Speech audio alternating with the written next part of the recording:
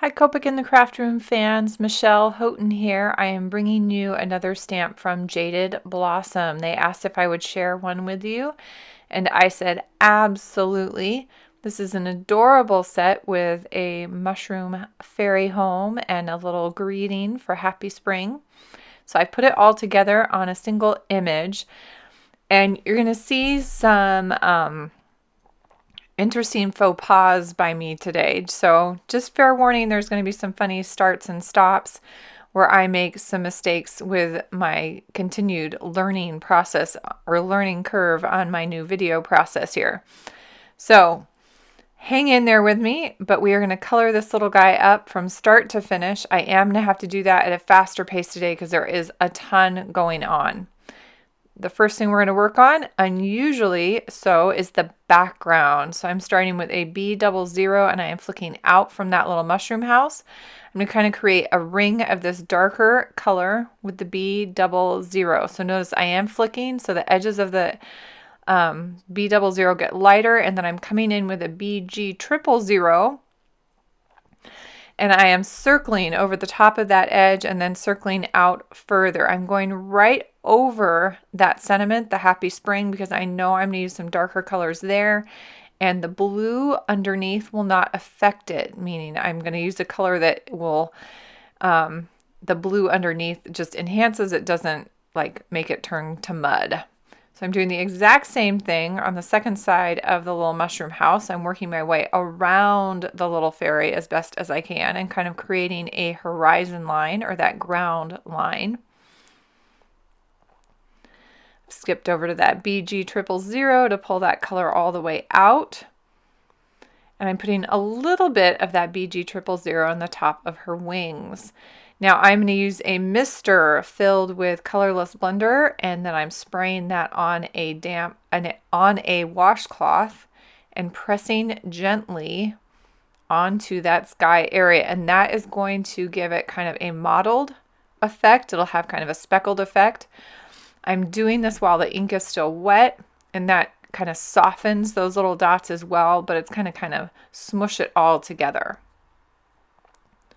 The next thing I'm working on is the mushroom house itself. So I'm basing that little guy in E11. Just so you know, this is part of the reason this image takes me longer, is all of these tiny details, and working around those windows takes time. E13 coming in next, coming in from the sides, and this is a cylinder shape. So I'm trying to give it that tube-like shape, give it some dimension. E15 at the very outer edges. Then I'm coming in and softening where the E15 ends with my E13, and the same softening the E13 now with my E11. E33 and E25 are coming in next, and that's going to be on all the little pieces that I think are probably wood. I have no idea what a fairy would use on a mushroom house for wood, but I'm pretending that it is, that we've got a door and we've got those window frames.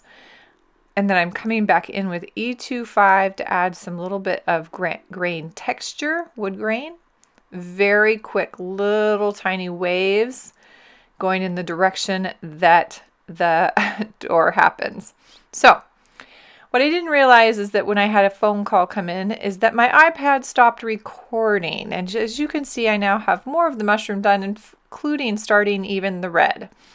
So I'm going to show you what I did that you missed when I didn't realize that I was no longer recording. So I am going to stamp a new mushroom house on a separate piece of paper. But me being me, I dropped the stamp and ruined that one. So put that off to the side. It's a piece of paper. We're going to try this again. Classic Michelle stamping. This is why I need a Misty or some other stamp apparatus, because I just, not my gift. Try this again. Stamping firmly, not rocking, and lifting away without dropping the stamp. Excellent. So we're going to start again here. This is the part you missed, that when I got the phone call, the recording stopped. So I'm basing the underside with an E50, and then I'm going over basically that entire area with W1. W3 is coming in from the edges, and then it's kind of coming into those, what do you call that on a mushroom? My friend Marcella would know.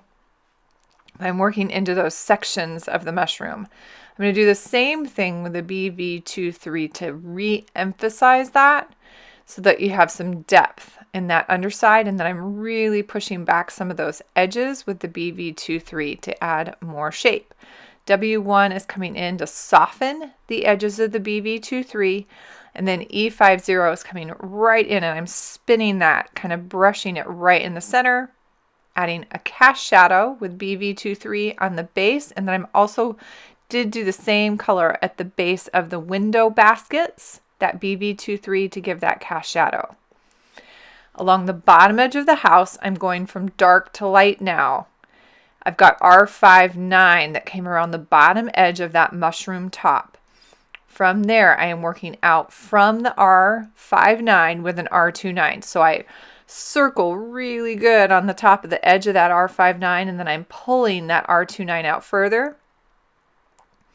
R24 is next. I'm coming in and circling pretty hard on the edge of the R29 to soften that up, and then pulling that further with an R24.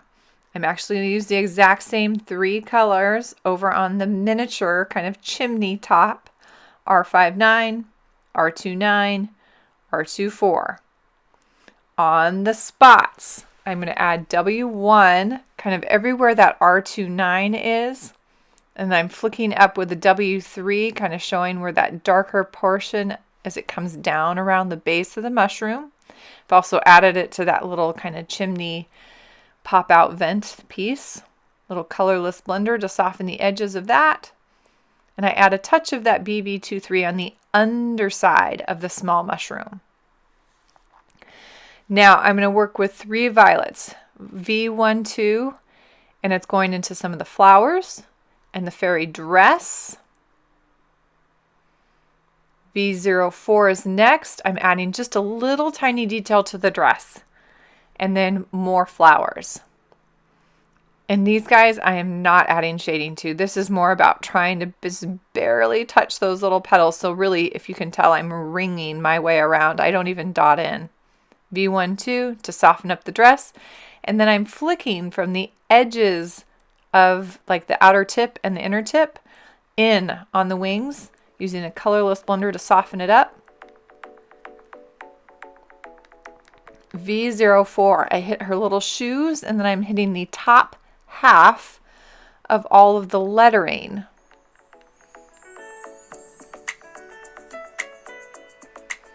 V17 is coming from the bottom of the lettering and flicking up into that V04. So it has kind of an ombre effect.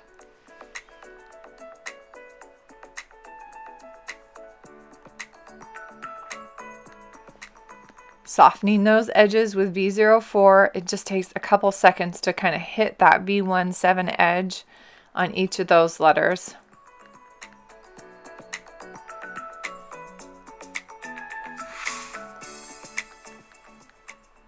Y21, all I'm doing is dotting in the center of the flowers.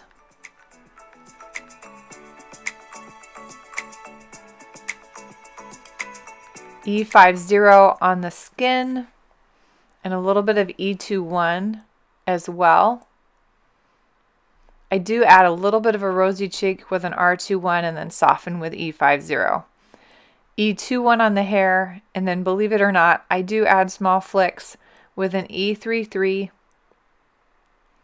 and an E25. It's a little overkill for this size of hair, so 2 is just fine, or even 1 for that matter. I'm going to use a G20 underneath those base wings, and then the V12, and that's because the bottom little wings are going to be above the grass. And then the rest of the grass is getting a treatment with YG03. I'm using the broad nib or chisel nib, whichever you want to call it, and I'm just kind of scribbling up and down, kind of a little zigzag motion, and creating kind of horizontal bands across the background of my paper. You can kind of see that it's not smooth. It is purposefully not smooth. And I'm even going back in and adding second and third layers here and there. YG63 is going to create a darker color underneath the house and then also underneath the fairy. But notice how it's completely disconnected from her because she's kind of lifting off the ground. Little tiny bit of that BV23 in the center core of each shadow, softening it with YG63, and then coming back a little bit with my YG03 to add a little bit more texture and soften the edges of that shadow. One thing I'm realizing that we also missed where the recording kind of stopped was I did add some small touches of the BG000 in the window panes of the little house, just to add that color in there as well. So just a huge thank you to Jaded Blossom for sharing this gorgeous stamp set with me. I really appreciate the opportunity to color and share this with everybody.